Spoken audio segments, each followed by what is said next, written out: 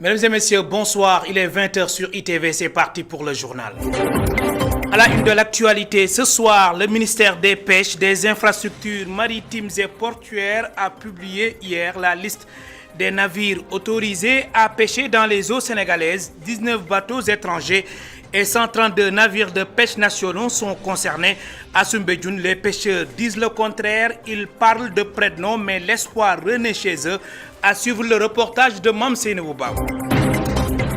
Alerte ANACIM, Agence nationale de l'aviation civile et de la météorologie. Des températures élevées sont actuellement ressenties tant à Dakar que dans les régions environnantes. Ce week-end, Kaffrine a atteint 48 degrés Celsius. Une chaleur annoncée par l'ANACIM est causée par l'harmattan chaud et sec ainsi que par le changement climatique.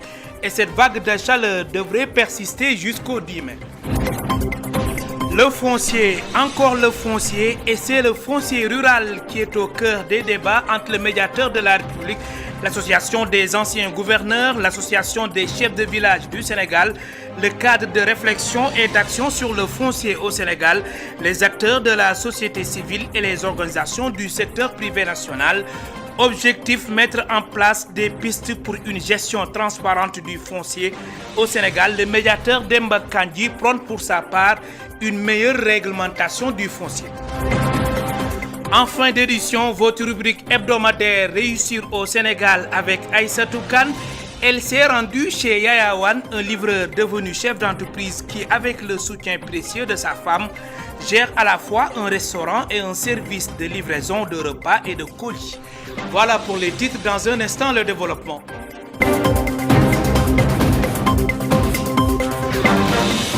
Bonsoir et bienvenue. Le ministère des Pêches, des Infrastructures maritimes et portuaires a publié hier la liste des navires autorisés à pêcher dans les eaux sénégalaises. 19 bateaux étrangers et 132 navires de pêche nationaux sont concernés à Soumbédioune. Les pêcheurs disent le contraire. Ils parlent de prénom, mais l'espoir renaît chez eux. Reportage Mame Seynabou Babou et Barasso. Les dernières vagues matinales se font entendre avant le démarrage des activités. Quelques rares pêcheurs, dans leur pirogue face à la mer, profitent de leur journée de pause. Parmi eux, Demba Fall qui réfute la liste de publication des licences de pêche. Selon lui, le nombre de bateaux étrangers présents dans les eaux sénégalaises dépasse largement le nombre 19. Il y a combien de sociétés étrangères au port? Il y a des Italiens, des Chinois et toutes ces sociétés disposent d'au moins de 10 bateaux. Nous voulons que les nouvelles autorités nous aident en réduisant la présence de bateaux étrangers dans nos eaux.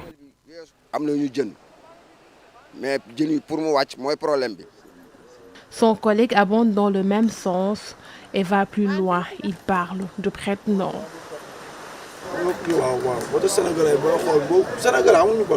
Les Sénégalais n'ont pas de bateaux. Ils ne servent que de prête-nom. Tous ces navires nationaux que vous entendez, beaucoup appartiennent à des étrangers. L'espoir renaît cependant chez Ibrahim Diop qui espère un changement dans leur secteur. Nous avons espoir avec ce nouveau régime. Ils ont déjà entamé des discussions avec nous et c'est rassurant. Tout ce que l'on souhaite, c'est que les bateaux étrangers disparaissent.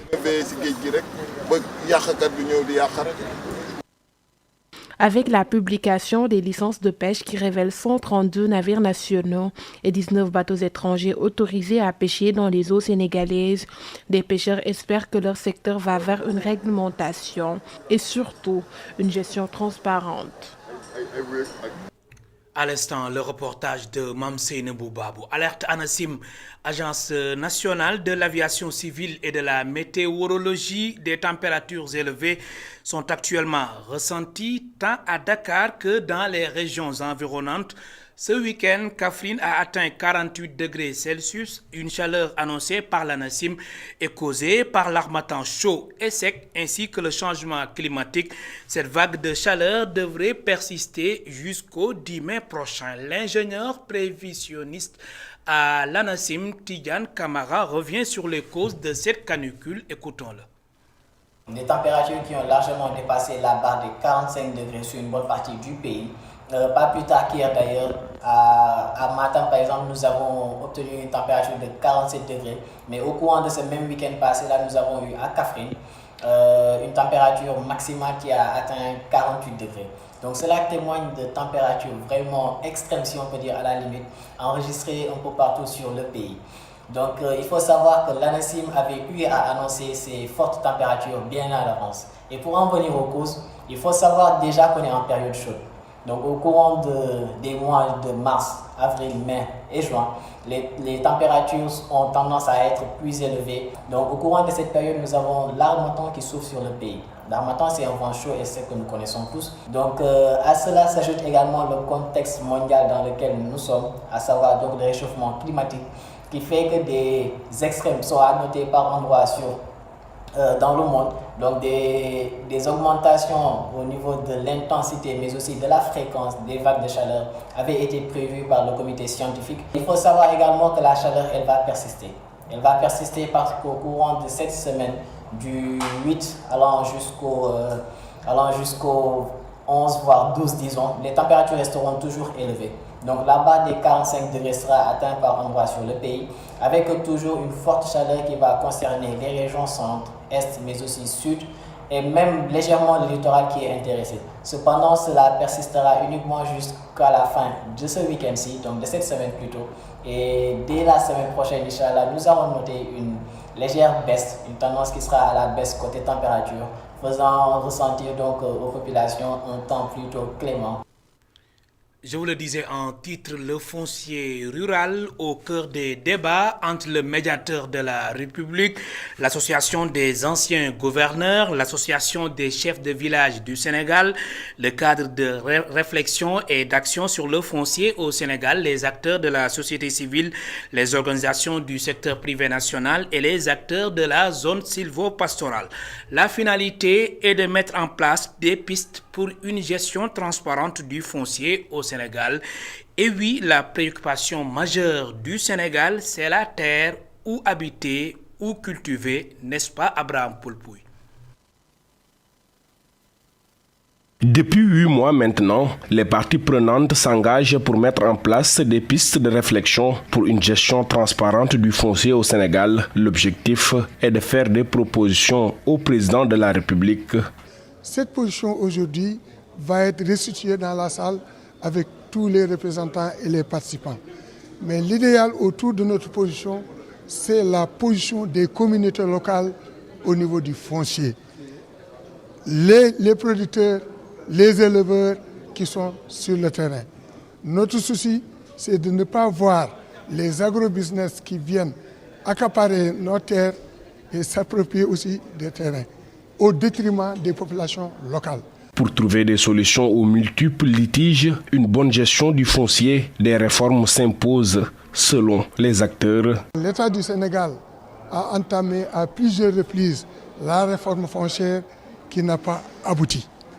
Alors maintenant, est-ce qu'on doit rester tranquille? Non. Il nous faut aller vers d'autres réflexions pour secouer ce processus de réforme et aller vers une réforme consensuelle, participative et inclusive. Et nous, au niveau du CRAFS, nous avons travaillé avec les communautés, nous avons des cellules de veille au niveau des zones agroécologiques, nous avons écouté les populations et nous avons une position dans le cadre de la réforme foncière. Le médiateur de la République, Demba Kandji, s'engage à accompagner les acteurs pour l'application des mesures. Formuler des propositions et d'indiquer des directions à l'autorité pour lui permettre de décider à bon escient. C'est ce que nous sommes en train de faire. Nous ne sommes pas réunis comme ça parce que le foncier agite. Il a toujours agité. Mais ce n'est pas l'actualité qui nous préoccupe. Nous, nos réflexions incluent le monde rural et tout autant que le monde urbain. C'est le foncier dans sa globalité. C'est ce que nous voulons faire pendant 2 jours pour permettre à l'autorité, en tout cas pour donner notre point de vue à l'autorité et lui suggérer des pistes de réflexion. Durant les 2 jours, le médiateur de la République, l'Association des anciens gouverneurs de région du Sénégal, l'Association des chefs de village du Sénégal, le cadre de réflexion et d'action sur le foncier au Sénégal, les acteurs de la société civile et les organisations du secteur privé réfléchissent sur le foncier, surtout en milieu rural, pour un accès équitable à la terre pour tous. Plus de 200 propriétaires victimes de démolition à Kounoune en 2017 demandent la restitution de leurs biens qu'ils disent avoir acquis légalement. Au même moment, d'autres personnes s'installent sur le site.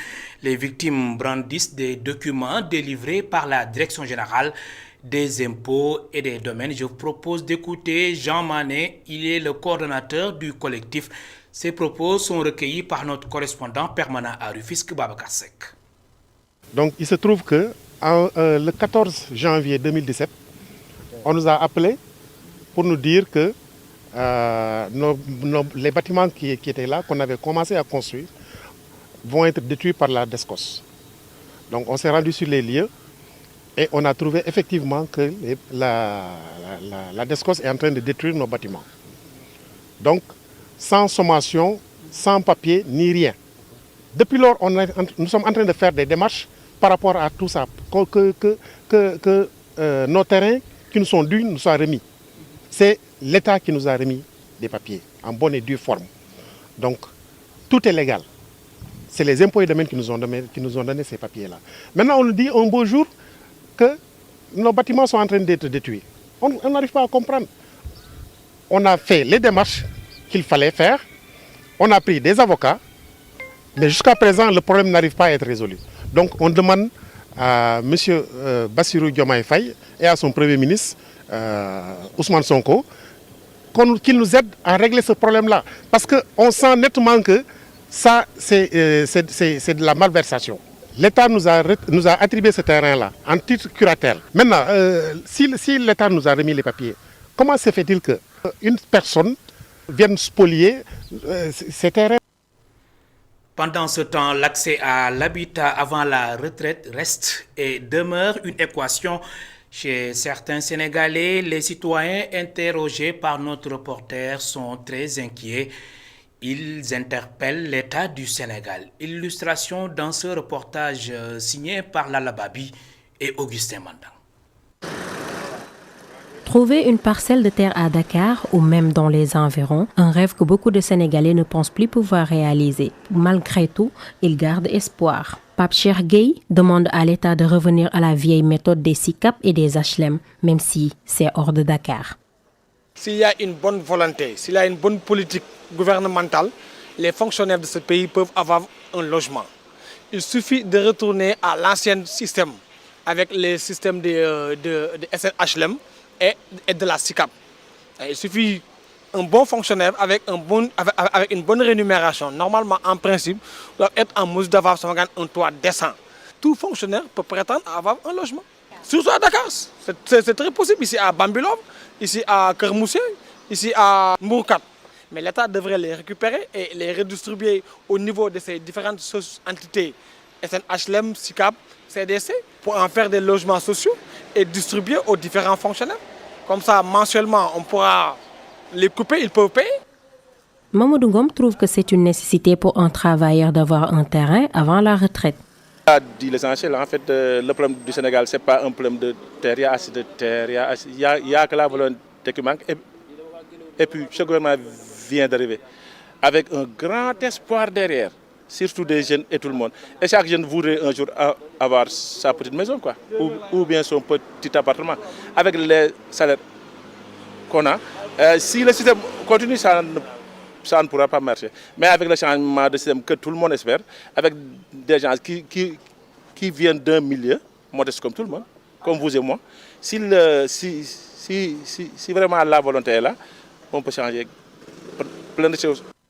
Mamadou Issa Dieng lance un appel à l'État du Sénégal. Il pense qu'il doit faciliter les procédures d'obtention de terrain à tous les citoyens sénégalais. Il faut être ambitieux. Je veux avoir ma propre maison pour mettre ma femme et mes enfants à l'abri. L'État doit nous aider et nous faciliter la tâche à avoir chacun un habitat. Au moment où les problèmes fonciers secouent le pays, les citoyens ont tous les peines du monde à trouver une parcelle de terrain. Ils pensent que ce nouveau régime va les aider à trouver plus facilement un terrain où construire. À Fatick, 47 jeunes et 30 groupements de femmes sont formés dans le cadre du projet aquacole de Melaka Diaw. Les infrastructures d'élevage de poissons devant abriter ces activités sont en cours de construction. Cette première cohorte incubée pendant 6 mois sera accompagnée pour porter le projet. Sekou Diallo. Ils sont au nombre de 47 récipiendaires et 30 groupements de femmes à être formés en différents modules en aquaculture dans le cadre du projet aquacole de Melaka Diaw. Au niveau du pôle, actuellement, les entreprises sont en train de construire les infrastructures. Les bâtiments commencent à pousser, les étangs, c'est-à-dire que les infrastructures d'élevage du poisson sont presque finis, parce qu'ils sont autour à 90% de réalisation. Donc bientôt, ça va fonctionner. Et je précise aussi que même si vous voyez le titre de la formation, on a dit la première cohorte. C'est-à-dire que c'est des jeunes qui sont incubés au niveau du pôle pendant 6 mois. Et une fois sortis, l'ANA va les appuyer à porter leur projet dans leur localité. Parmi les récipiendaires des étudiants, ils magnifient cet atelier de formation.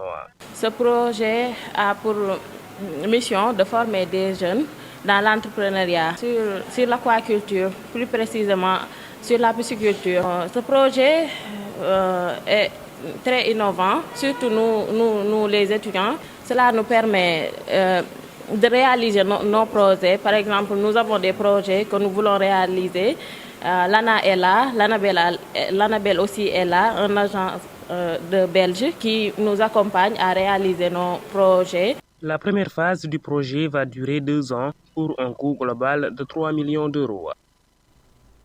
À Nindi, le rapport de l'OFNAC suscite un débat houleux entre les militants du maire socialiste et ceux de la coalition Diomaye Président.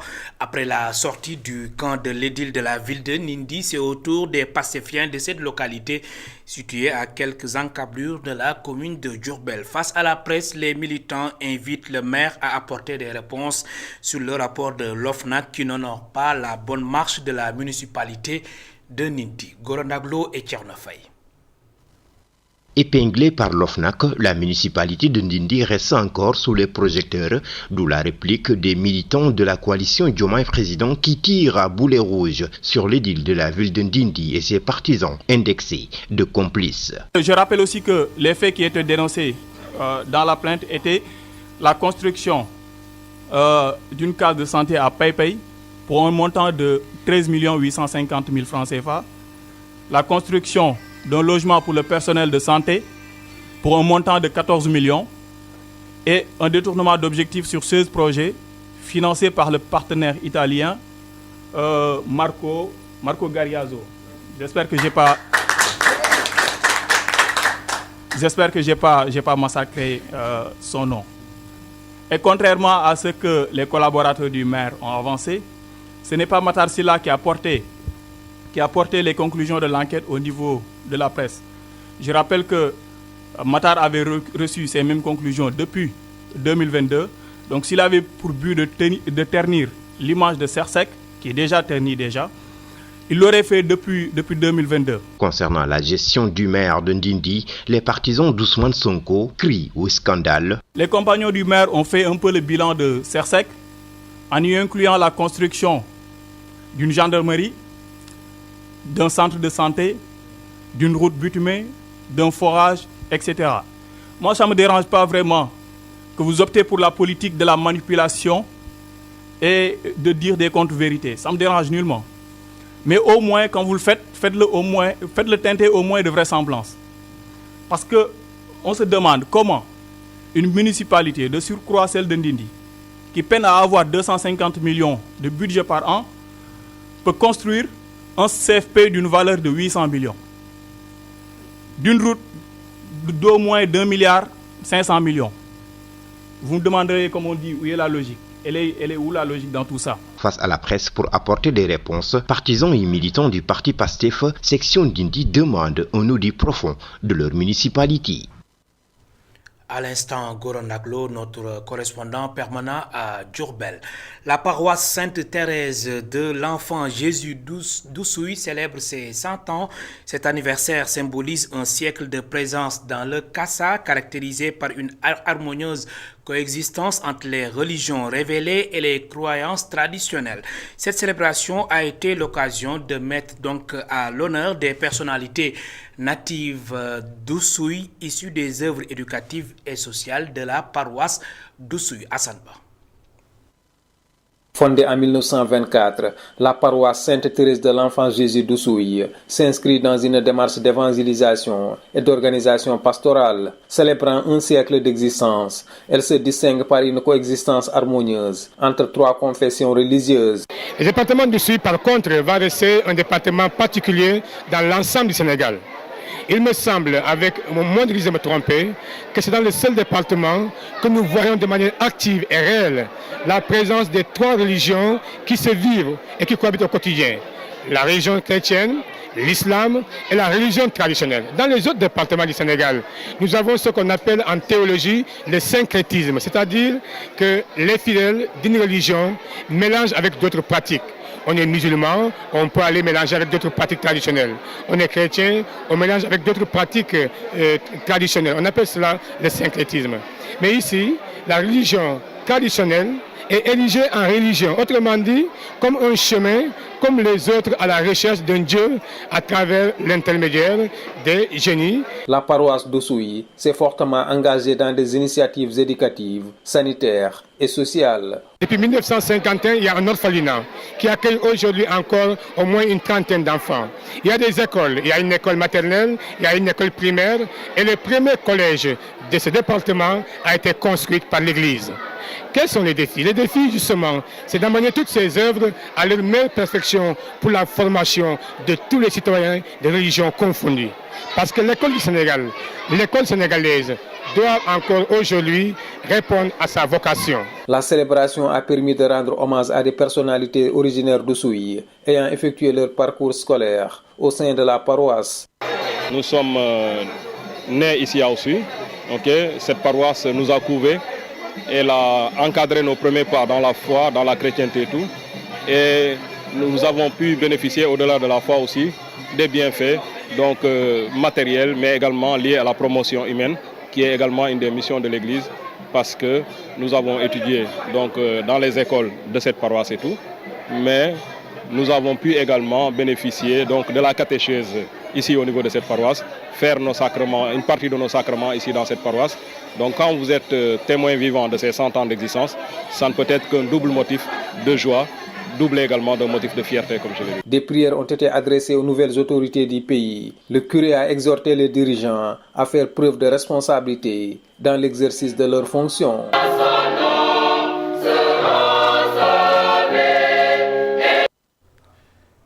J'ai proposé au président Alassane Ouattara de convoquer une nouvelle session de la grande commission mixte qui ne s'est pas réunie depuis 10 ans. C'est une déclaration du président de la République du Sénégal, Bassirou Diomaye Faye, après une audience que lui a accordée son homologue ivoirien Alassane Ouattara aujourd'hui au palais de la présidence de la République de Côte d'Ivoire en visite d'amitié et de travail de 24 heures.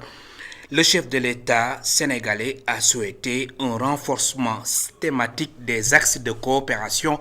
Nous y reviendrons dans nos prochaines éditions.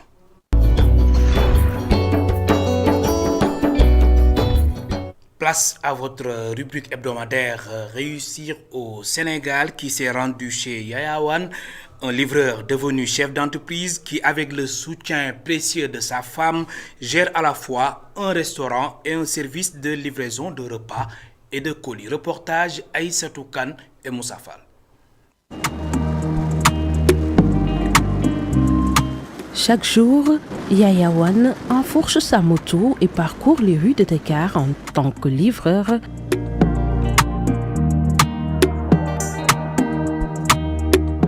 Dès l'aube, ce père de famille se lance dans la livraison de colis. À mi-sens, que Yaya Wane a pris plaisir à livrer pour gagner sa vie. J'ai commencé à faire la livraison très jeune dans les restos de Dakar. Je faisais ça à chaque vacances. Pendant les vacances, j'allais là-bas pour effectuer des livraisons. On me payait. C'est l'argent avec ça que je sortais avec mes amis. Après avoir interrompu ses études en 3e secondaire pour travailler dans le domaine du BTP, il a finalement choisi de devenir chef d'entreprise et a créé son propre service de taxi urbain. Le taxi urbain, ça a commencé par un rêve parce que je rêvais avant d'avoir des voitures pour pouvoir faire le taxi urbain et le taxi interurbain. Avec les motos, c'est ma femme qui m'avait aidé, qui m'avait donné 300 000 francs pour pouvoir acheter la moto que je voulais pour faire mon travail. Grâce à l'aide précieuse de son épouse, Yaya a pu étendre son activité en ouvrant un restaurant en plus du transport interurbain. Oui, le restaurant là, je l'ai créé avec ma femme. C'est ma femme qui a ce restaurant, donc j'effectue toutes les livraisons qui sortent là-bas. J'ai des clients individuels qui m'appellent souvent pour me demander d'effectuer leur livraison. Actuellement, on fait du transport urbain. Des fois, le matin, j'amène des gens en ville qui vont aller travailler. Des fois aussi, on a des commandes pour des transports Dakar AIBD. Bon, c'est ça, je le fais avec la voiture. Aujourd'hui, il parvient à subvenir à ses besoins. Ça va, alhamdulillah. Parce qu'avec la livraison, si vous avez 10 livraisons par jour de 2000, bon, ça va te faire 20 000 francs. Hein. 20 000 francs. Maintenant, il faut choisir la moto dont vous conduisez. J'épargne de l'argent quand je travaille toute la journée. L'argent que je gagne, c'est avec ça que j'épargne un peu pour avoir quelque chose. C'est avec ça même que j'ai acheté une voiture. Je travaille avec d'autres livreurs quand même, d'autres livreurs que j'ai pris à mes côtés. On travaille d'un esprit gagnant-gagnant comme des associés. Malgré les défis inhérents à son métier, Yaya aspire à développer sa propre application de livraison. Je rêve d'avoir une application qui s'appelle Taxi Urbain. Et j'attends les bailleurs de venir me voir pour qu'on puisse travailler ensemble. J'attends ça, je rêve de ça aussi, parce que d'autant plus que moi seul, je ne peux pas le faire. Donc je suis ouvert, quoi. Je veux vraiment être un directeur, le directeur de taxi urbain, que je veux continuer toujours, avoir des voitures, faire le transport urbain et interurbain, surtout l'interurbain. Ça, j'en rêve, quoi. La livraison, c'est ma vie. J'ai que ça actuellement. J'ai que la livraison. C'est tout ce que je peux faire. Je vais faire la livraison jusqu'à ma retraite. Hein. Le parcours de Yaya Wane illustre comment une passion combinée à un travail acharné et à un soutien familial peut transformer des défis en opportunités. Un bel exemple que réussir au Sénégal est bien possible.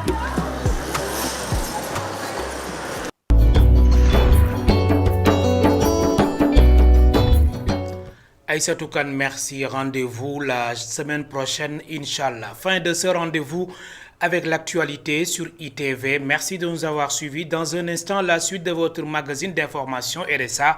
Retour sur l'actualité avec Baba Ndiaye. Bonsoir.